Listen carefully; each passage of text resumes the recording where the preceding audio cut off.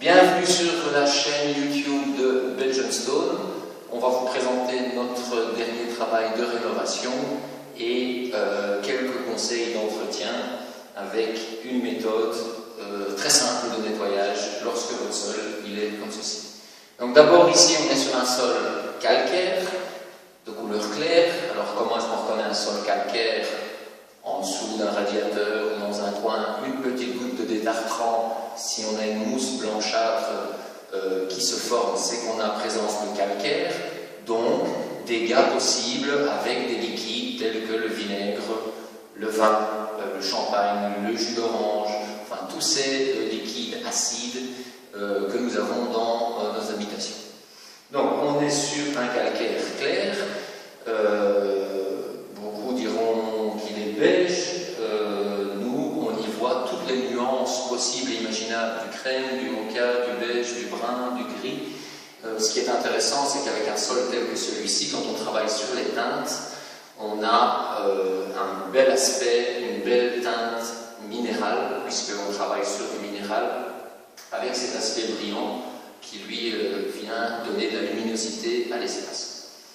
Donc, on a trouvé le sol ici, c'est un sol qui a plus de 20 ans, il a été posé correctement, on n'avait pas trop de différence entre les dalles, mais depuis 20 ans, il est entretenu avec un matériau, avec une chimie grasse, nourrissante, et donc les joints étaient très noirs, on avait un aspect homogène, jaunâtre, qui était homogène, donc qui était, je dirais, correct, mais qui n'a rien à voir avec le résultat qu'on a obtenu ici.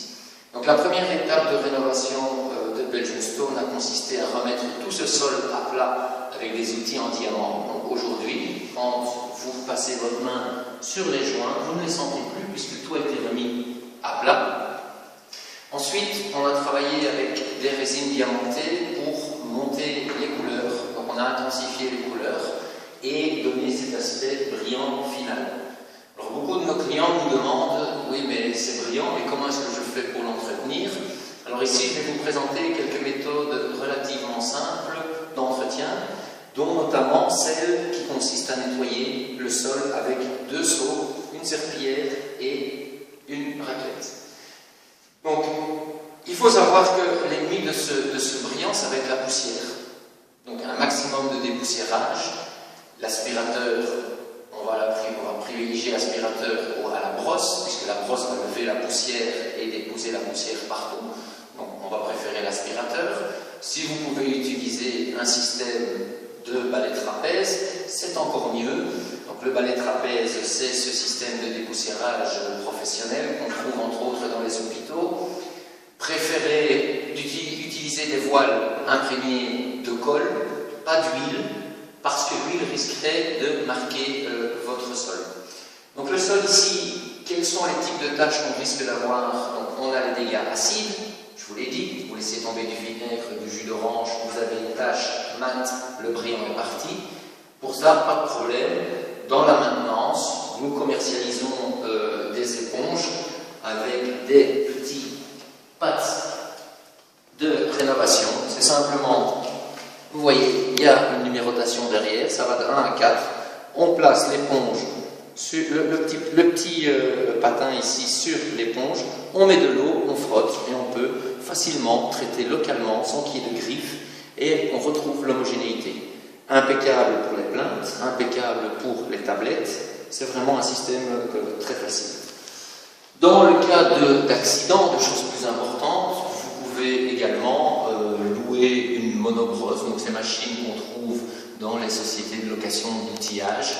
C'est très facile à utiliser. Le vendeur vous présente ça en 5 minutes, vous l'avez dans les mains. Vous mettez en dessous de votre machine un disque que nous commercialisons également. C'est de l'eau, vous passez, vous évacuez l'eau et vous rectifiez, vous récupérez ce brillant. Alors, après votre dépoussiérage, je vous disais, ce que vous allez devoir faire, c'est régulièrement nettoyer à l'eau claire. Alors, le problème, c'est que bien souvent, moi j'ai déjà commencé, je peux vous montrer mes seaux, regardez la couleur des 2 seaux, et bien souvent, lorsqu'on travaille avec un seul seau, on va travailler avec de l'eau sale, très rapidement. Donc, on va privilégier l'utilisation de 2 seaux, J'ai ici, moi, un torchon, une serpillière en viscose, mais ça peut bien sûr être de la microfibre, et tant mieux si c'est de la microfibre. On a utilisé très peu de produits. Je vous présenterai dans une autre vidéo une autre gamme de produits avec son système ingénieux de dosage qui permet, avec 1 litre de produit, de faire 50 lavages. Comme dans ce cas précis, on va laver une fois par semaine, ça veut dire que notre litre de produit va vous être utile pendant 1 an. Tous les produits, tous les matériaux que nous vous présentons sont les produits que nous utilisons nous-mêmes dans le cadre de nos interventions de rénovation et de maintenance des sols du Stone Caring Programme de Belgian Stone. Alors, commençons par le commencement. Une serpillière, un seau d'eau sale, une raclette. La raclette, idéalement, pour éviter des problèmes de dos, choisissez un manche qui arrive au moins entre le menton et le nez. Ça vous évitera de vous courber et vous passerez plus facilement. Moi, j'ai pris volontairement une petite raclette en plastique, pas très efficace, pour vous montrer que même avec du matériel très commun, on peut arriver à un très bon résultat. Ensuite, la méthode, elle est très simple. Vous prenez 2 seaux. Si la contenance de vos seaux est de 10 litres, vous allez remplir un des 2 seaux avec 10 litres. Quand votre seau est rempli, vous transvasez 1 tiers de ce contenu dans l'autre seau. Donc vous aurez un seau avec 1 tiers, un seau avec 2 tiers de 10 litres. Et puis c'est toujours les mêmes étapes. C'est-à-dire que votre serpillière, elle commence par votre seau d'eau sale, pour éviter de devoir salir votre solution détergente. Dans ce cas-ci, j'ai utilisé 20 ml de produits nettoyants journaliers. Je vais ici simplement essorer ma serpillière de telle manière à évacuer toute la saleté qui s'y trouve. Voilà. Et lorsque je prendrai de l'eau dans mon seau avec mon eau propre, je ne ferai que tremper ma serpillière dedans pour éviter d'y amener de la saleté, puisque je vous ai dit que cette eau sale, lorsqu'elle va s'évaporer, va laisser des traces sur le sol. Donc voilà, je vais utiliser ma serpillière et simplement l'essorer pour travailler avec de l'eau qui va être propre. Canal carpien, pour éviter de vous faire mal, ne faites pas comme je viens de faire, simplement ceci et voilà. Ensuite, simplement, je vais mettre la serpillière sur ma raclette.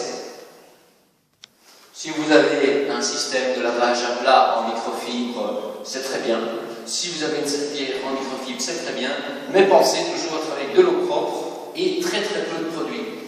Au plus vous allez mettre du produit, au plus vous allez prendre le risque d'avoir ces traces de lavage, comme on retrouve par exemple très régulièrement dans les stations-service, dans les sanitaires, où vous avez votre trace de pas, où ça colle. Ça, c'est ce qu'on appelle trace de lavage due souvent à un surdosage. Un truc très simple pour le vérifier, regardez la couleur des joints. Lorsqu'ils sont noirs et encrassés, c'est qu'il y a du surdosage, c'est qu'il y a des traces de résidus, ou qu'on a nettoyé sans dépoussiérer. Donc on a créé cette boue, et les joints ont absorbé la boue, et donc effectivement, j'ai rendu la situation plus délicate qu'elle ne le serait si je passe un système de dépoussiérage avant. Donc voilà, je vais vous montrer très simplement comment on fait. Donc ici, on a déjà préparé la zone pour vous montrer le résultat qu'on obtiendra après mon intervention. Et donc c'est très simple, je plie ma serpillière, je vais faire quelques passages, elle n'est pas trop humide, et pour vérifier la quantité de salissure que j'enlève, de temps en temps, je regarde si à l'endroit du frottement, j'ai une ligne qui se marque. Si je n'ai pas de ligne qui se marque, je peux continuer tant que ma serpillière est légèrement humide. Quand j'ai terminé une petite zone, ne faites pas de trop grandes zones, pour le séchage, on retourne, on coince et on sèche simplement. Une fois que ceci est terminé, je récupère ma serpillière, je passe d'abord dans mon seau d'eau sale, ça c'est les 5 étapes, c'est sale, essoré, propre, essoré et puis nettoyer.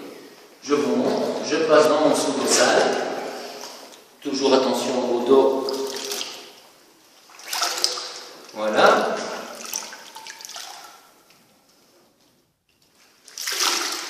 Je vais enlever un maximum des salissures que vous voyez, j'ai récupérées sur mon sol.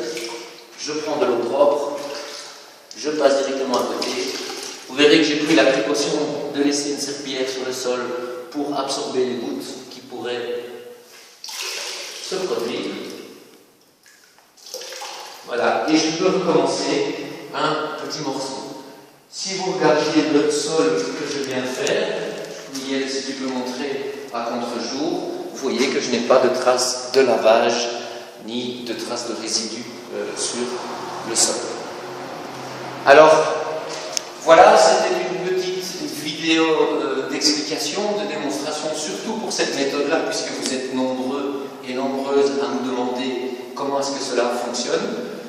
On vous le montre, vous retrouverez pas mal d'autres vidéos sur notre chaîne YouTube. Tout le matériel, les produits, tout ce que nous utilisons est également disponible sur notre webshop que nous sommes en train de créer. Vous retrouverez toutes ces informations dans la description de la vidéo qui est là. Non, pas le sol, en dessous de la vidéo, en dessous de le petit écran, là, vous voyez, c'est écrit en dessous. Là, vous trouverez toutes les indications. Nous vous remercions pour votre écoute et n'hésitez surtout pas à laisser un commentaire, un petit pouce vert, ça fait toujours plaisir. Et s'il y a des youtubeurs qui par hasard étaient passés jusque-là et avaient vu cette vidéo, n'hésitez pas à lâcher un com pour voir ce que vous en avez pensé. Et nous vous souhaitons un bon nettoyage dans un monde propre. Nous ne sommes pas anonymes, nous sommes singuliers, nous sommes Belgian Stone.